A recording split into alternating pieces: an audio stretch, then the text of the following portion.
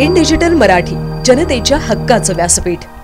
केंद्र शासन आणि राज्य शासन यांच्या आदेशानुसार हर घर तिरंगा मोहिमेअंतर्गत देशातील प्रत्येक नागरिकाच्या मनात देशभक्तीची भावना जागृत करण्यासाठी विविध उपक्रमांचे आयोजन करण्यात येत आहे। या मोहिमेच्या अंतर्गत 13 ते 15 ऑगस्ट दरम्यान प्रत्येक घरावर तिरंगा फडकवण्याचे उद्दिष्ट ठेवले आहे। उल्हासनगर महानगरपालिका याच उद्दिष्टाने प्रेरित होऊन राष्ट्रभक्तीच्या भावनेने एक विशेष मॅरेथॉन रॅलीचे आयोजन केले होते। ही रॅली शांतीनगर स्वागत गेट ते छत्रपती शिवाजी महाराज चौक आणि पुन्हा शांतीनगर स्वागत गेट असा मार्गक्रमण करत पार पडली।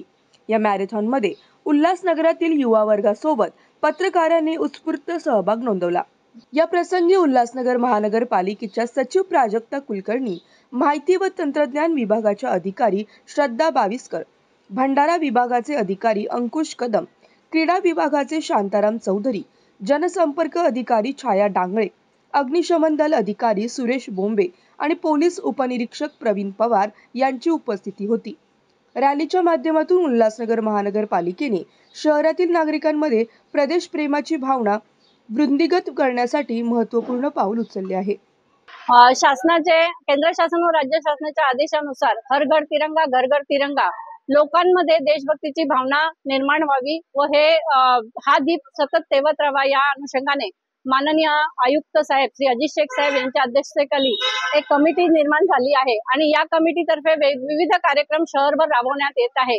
या कार्यक्रमाचा उद्देश असा आहे की 13 ते 15 ऑगस्ट पर्यंत सर्व शहरवासियांनी घराघरात तिरंगा लावायचा आहे व देशाविषयी आपले प्रेम दाखवायचे आहे। या कार्यक्रमामध्ये आज मॅरेथॉन रॅली घेण्यात आली। रन मॅरेथॉन म्हणून एक प्रोग्राम देण्यात आला होता शासनातर्फे आणि तो आज घेण्यात आला।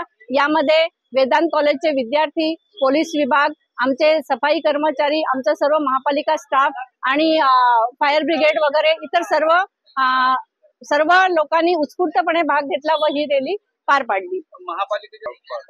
याबाबत क्रीडा अधिकारी सांगू शकतील कारण की मुलं छोटी आहेत महापालिकेची, त्यामुळे कदाचित सांगितलं। खरं तर हे सांगण्यास मला खूप आनंद होतो की ही जेव्हा रॅली सुरू झाली तेव्हा इथले परिसरातील मला वाटतं लोकल मुलं लहान कदाचित त्यांचं मला वाटतं रस्त्यावरचीच मुलं असावीत ती कदाचित त्यांनी उत्स्फूर्तपणे भाग घेतला आणि खरं हेच आपल्याला दाखवायचं होतं की अशा तऱ्हेने देशप्रेमाची भावना लोकांच्या मनात रुजवली गेली पाहिजे आणि अशा या कार्यक्रमामुळे ही भावना दिवसेंदिवस वाढत जाईल याची आम्हाला खात्री आहे। धन्यवाद।